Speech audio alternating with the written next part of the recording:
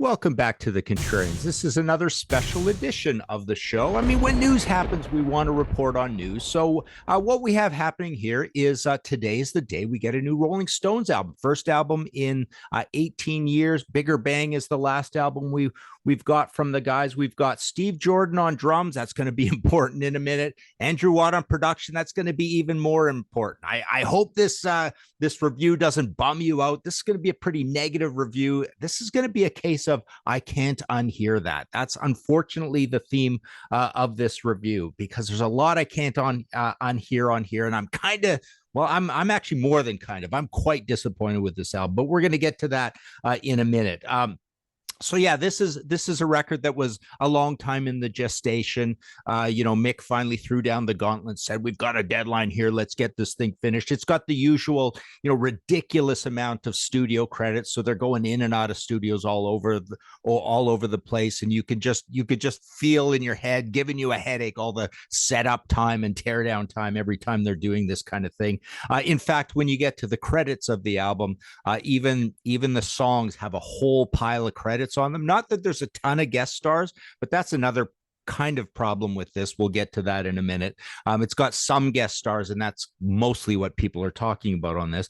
But yeah, even right down to the studio assistants and everything, which is kind of nice. But you look at these credits, and it's starting to remind you of a big, complicated corporate pop album when you see this much stuff attached to it. And that's really going to be our theme of this record as we go through here. So we've got Andrew Watt producing, Miley Cyrus, Justin Bieber, Grammy award-winning producer. The big problem, or the big thing we think about in our world, in our Voivod type world, is he's been producing Ozzy Osbourne, right? So, and then I've seen a recent quote from Ozzy that said, "Oh, my next album, as soon as Andrew Watt is freed up, because everybody wants him now," and all this. It's a very pathetic sort of thing to hear. But you understand, right? You understand when you listen to that last Ozzy album, you understand what's going on here. There's way too much production on this album, just in a general sense. Well, we'll get to it as we go through the songs a little bit, but yeah, August 5th, 2021. So Steve Jordan is replacing the sadly passed on Charlie Watts. Charlie Watts actually, he even said that Steve Jordan, he's your man when you need a drummer. And let's add a generality right here. So he drums like Charlie Watts, which is, I'm sure, a requirement of the job. Pretty much anybody could have done that. He does that, which is great. He's got the little hi-hat lifts in there and everything. He's got the feel of the very abstract and hard to articulate behind the beat idea, right? And he's got those kind of like falling into the fills, just a tiny little bit of grace note tom-tom stuff going on in the fills. But even when he's doing all this, the snare sounds just so overproduced. The hi-hats sound like they're made on a computer. They really don't even sound like he's playing them most of the time. So yeah, lots of problems with this from that point of view and a production point of view. But yeah, let's knock off a few other things. So it's called Hackney Diamonds, which was a very confusing title. But then we get the explanation. It's the idea of in Hackney, a part of London, you bust a car window and it breaks into little tiny pieces of tempered glass, right? So you've got the diamonds or the broken glass lying on the ground, sort of thing, as a car gets busted into. So kind of a cool idea. Very simple with the cover art, very simple with the booklet. You do get all the lyrics; they're all in caps. But you know what? One thing I will say about this album is the lyrics are actually pretty good. The lyrics are actually really cool. So let's go through it a little bit. So "Angry" was the lead single. We've got two lead singles from this album. So "Angry" came out. We got a long time to process that. I guess a little bit over a month, right?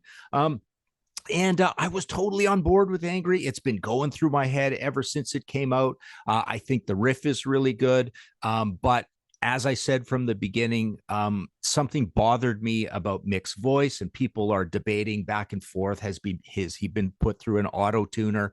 There's just too many takes. But basically, the idea with this song, the distracting thing about this song, is Mick is singing too high and too clean and too sing-songy melodic pop vocal melody-ish. So you get a little bit of that in here. It's annoying. And I hated the drum sound immediately on this song. Yeah, everything else about it is pretty Stonesy, and it's a well put together song. We know it's a catchy song. That's without debate, right? So I thought, okay, so maybe that's going to be an anomaly sort of thing. Why don't we go actually right up to the last song, or well, second to last song of the album? Sweet Sounds of Heaven was the second advanced single. And this is completely the other direction. I think it's the most authentic sounding song on the album. It's a very, very slow 3/4 time waltz beat. It's pretty ridiculous when the most Stonesy thing on a new Stones album is the Lady Gaga guest vocal, and the Stevie Wonder keyboards and piano work. I think both of those sound really authentic, and they sound great in here. And the whole idea of having a female vocal on a Stones song is a classic Stones trope. And she's in there, to the right level, doing the things that we want it to still be a Stones song. And I think they do a great job of this. And Mick's singing is good and all that stuff. And the lyrics are actually really cool. They're about getting old and dying, and what are the sweet sounds of. It's a gospel song basically, and it's a very florid, decorated kind of lyric, and I think it's a really good song. So that was the other advanced song. So we got two completely different songs as the advanced songs on this album. The problems began with Angry, but the problems get worse when you hear the intro to Get Close. So that's the second song on the album, and this is a Jaggers, Richards, Watt co-write on here. Elton John's on piano. Everybody's talking about that, and he does exactly what you want somebody to do on a Stones album. That's kind of the problem with this album. There's a lot of exactly what you want, ticking the boxes. But this has just been way too cleaned up and too Popeyes. So basically what you get is you immediately get kind of like this hip hoppy rock beat, very processed, sounds like a lot of layers, sounds like it could have been a Chris Cornell solo album, Timbaland kind of thing. And it just doesn't sound like a Stones production at all. And it vaguely sounds like, well, it sounds like a producer and a studio drummer's impression of what a Charlie Watts sort of beat sounds like. So immediate trouble with that. And again, too much singing, too much long notes, clean singing, almost like a emo pop sort of thing. Emo's not the exact word, but you know what I mean. Kind of just sing-songy. There's a sax solo in here. It comes, but it's too little, too late, and it's almost on the wrong kind of Stone song. It doesn't have that murky New York urban vibe that you get with Emotional Rescue and Some Girls. Tattoo You and all that sort of stuff. The chorus happens too many times in here, and it's just too short and trite and not very Stonesy. Moving on, we've got Depending on You again. Another crooning vocal melody. This is this seems to be becoming a theme of well, I did a podcast episode on this. You can't unhear that idea, right? And as soon as you get this in your head, like I wanted to love this Stones album, right? So I was looking forward to it, but the theme throughout, I can't unhear this theme now that I've noticed it, and now I'm articulating it to you. But this thing about this crooning vocal melody in the pre-chorus. That's the other thing. The pre-choruses are really annoying on this album because that is where you really hear that thing we first heard on Angry, right? It's Mick trying to be pop. It's decisions being made to make Mick sound even younger and smoother, and his voice sound cleaner and less raw than he even is. They're trying to take years off of Mick's voice, where all along that was never the story. I mean, Mick always sounded pretty old, right? He sounded older than his years most of the time, which was actually a really cool, charming thing about the Stones. But yeah, too many instruments and strings and layers and stuff like that, and you're doing that thing where you're picturing, a band like the Rolling Stones on stage. There's way too many people, or the Who, right? Quadrophenia or whatever, and you're not picturing a band at all. Then we get to Bite My Head Off. Everybody's talking about this. It's got the Paul McCartney on bass thing. And of course, when he comes in, it's got to be super extra special and different. So there's this weird bass sound on there. And then Mick has to even call him out, like this is just a barroom jam kind of thing. But, for this is what I find super annoying about this song in particular. So they're trying to make a pretty, like a heavier, a little more up tempo, a little bit of a punky song. But you listen to the guitar sound on this, and A, it has nothing to do with the Stones. B, for trying to be a heavy song, there's nothing heavy about this guitar. It's just like the vague idea of an electric guitar through a distortion pedal. And it's just this smeary, hard to pick out what the instruments are, how many layers there are, kind of thing. It's the idea of an up-tempo rock song, but it's just not there. It's too well behaved, too overproduced. Again, there are those hi-hat lifts and stuff that you expect from Charlie, but they sound like they're made on a computer. Annoying vocal melody for the chorus. Again, this is a huge theme of this. But angry lyric. They're swearing in it and stuff. It's pretty cool lyric, right? The funny thing about the lyrics on here is you get a lot of that squalid sort of violence that you get from a lot of Stones lyrics, but you also get a lot of this. I've always kind of felt this about the Stones, and I really like it, right? The idea that even the most famous people in the entire world, or some of the richest people in the entire world, go through drama, right? They've got their problems, right? Relationship problems. So you get a lot of that on here again, which is always funny because it's like the most famous people in the world experience drama that seems to be just a little more complex.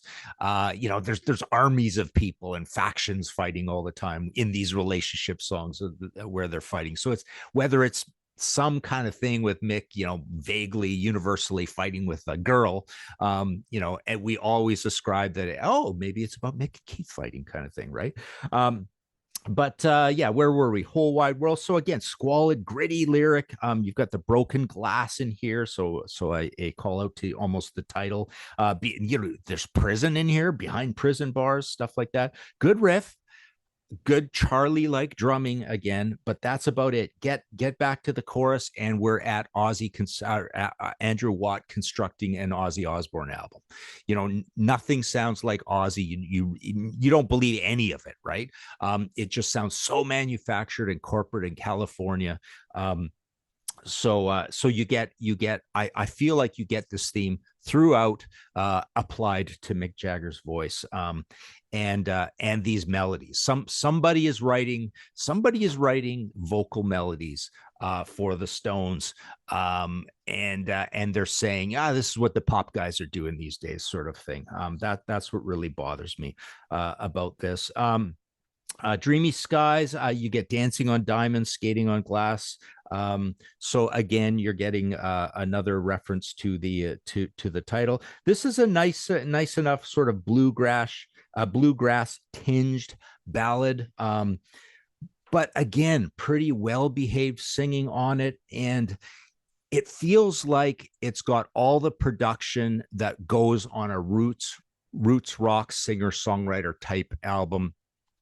In the 90s, in the big CD days, right, with a black and white cover, kind of thing.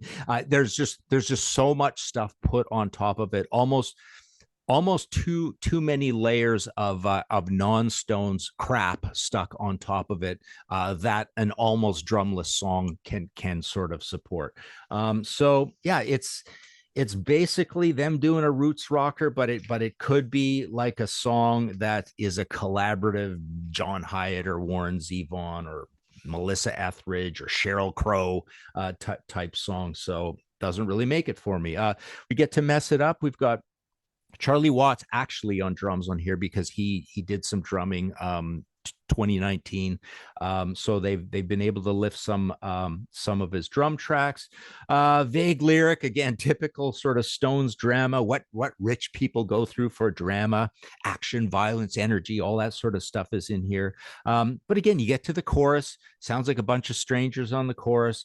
Goofy children's melody sort of chorus. So it's pop. It's basically this idea of just very very saccharine choruses and saccharine pre-choruses throughout this album. Again, you can't even place kind of what instruments are going on here. The trite, the mess it up over and over again. It's going to be stuck in your head. It is so catchy, but it is so pop. Again, the guitar riff is good. I mean, the guitar riffs across this album, you can hear that they are classic sort of Stones guitar riffs with that sort of watery, chorusy sound on there. I'm not really hearing a lot of Keith and Ron being separated, where you get the classic Stones, AC/DC, Malcolm Young, Angus Young weave, that apparently one of the big things about the Stones. There's this short break in it. Again, they just gunk it up with so much instrumentation. It's atrocious, a horrible break in this song. Live by the Sword. Charlie Watts, again, on drums. Bill Wyman's back for bass. Elton John is in on piano. But again, it's annoying that we're all talking about all these guest stars on it, but it's actually the guest stars are not the problem. The problem is the production more than anything. But the guest stars are, they're big names. They're here. We're talking about it, but they're not all over the place. They've kept it really cool with the whole guest star thing. So that's good. And they're kind of doing their job, right? But again, another violent, criminal, dirty, urban sort of lyric on it. Sounds like a mid-level Steel's Wheel type track, a Bigger Bang type track. By the way, I'm on the. I love Voodoo Lounge. I love a Bigger Bang. I love Wandering Spirit, and I really love almost my favorite thing from pretty much the early 80s onward is Keith as a solo artist, right? And we're going to get to that in a minute, but. Okay, so Driving Me Too Hard, another one of these universal sort of busted relationship songs and more psychic drama that you can only go through if you have 7 or 8 houses, kind of thing. But another one where you go, it could be about Keith and Mick sort of thing. It's got that big loping sort of Brown Sugar. What else? Yeah, I'm going through all the mid-tempo sort of languid sort of beat songs. Anyways, it's got that, but again, too produced. Better vocal melody this time and better chord sequences as well. So this one's kind of cool, but again, too many long, clean notes. And again, I'm feeling like I'm hearing somebody drumming like Charlie Watts. Another horrible pre-chorus situation. It's almost like they've sat down and they examined these songs and somebody said pre-choruses are a big deal. You really got to make really good pre-choruses. They got to be super catchy, pour everything into them sort of thing. Yeah, I think it falls flat on its face when they do that. Tell Me Straight, my favorite song in the album, Keith lead vocal. I love when Keith sings, but again, I feel this isn't too egregious, but I feel like they've taken some of the leather out of his voice and he's double tracked and things like that here and there. But yeah, I love when Keith sings. And the really cool thing about this is it's one of these with these. It's a great ballad because it's got these good dark chord sequences to it. Clean, dark, simple solo on it. Nice, clean there. Piano throughout. I guess this is Matt Clifford, I guess. But yeah, it sounds totally like a great Talk Is Cheap sort of track. A very, very authentic sounding track. Again, then we get to Sweet Sounds of Heaven, which again we've talked about, and I think it's a very good track. It's one of the best tracks on here. So Sweet Sounds of Heaven, I'm really liking. Tell Me Straight, I'm really liking. I'm kind of on board with Driving Me Too Hard. Angry, I was warily on board and hoping. See, the idea was, we're not finished, of course, yet, but I I was hoping that when I heard Sweet Sounds of Heaven, I was hoping that the slight things that were disturbing me about Angry were going to be lessened throughout the album, but they're actually all there throughout the album. So that's kind of annoying. And then also annoying, we get to Rolling Stone Blues, Muddy Waters, right? So what do? It's short. They basically make this uber primitive. They make this as primitive as possible, so primitive that even the sounds, the guitar and quote unquote bass sound or whatever, are made to sound super odd, like we've gone beyond what even primitive is, and we're giving you really strange, just kind of like a Tom Waits situation, right? So it's almost like they load all the authenticity of the entire album onto this 2 minute and 41 last track. And then everything else may as well be, an Ozzy Osbourne, a new Ozzy Osbourne album, because that's really all I'm kind of hearing on here. So there you go. That is my review of Hackney Diamonds. I really wished I liked this more, but this is just the Stones trying way too hard and then trying way too hard to participate in the world rather than driving their own bus, that they've driven for whatever it is, 60 years, right? Basically, yeah, that's the thing about the Stones. The thing I love about the Stones is they've been around as a band exactly as long as I've been around. So they've been around my entire life. I used to say that about Kiss. Kiss has been around for my entire life as a new release, being into music, right? Even though I was into music before, but it's funny how my earliest memory of a new release is Kiss, right? And so the Stones have been around my whole life, and I love the Stones to death, love almost everything they've done. But really, all I can hear on this record is Andrew Watt, corporate sound, sound by design, even though they've made it careful to to hold all the credit essentially for everything, and keep the band relatively disciplined, right? Although it's not completely disciplined. You got the three core members. But yeah, there you go. I'm just gonna leave it at that. Like I say, very disappointed with the new Stones album. Let me know what you guys think in the comments below. We shall talk to you later.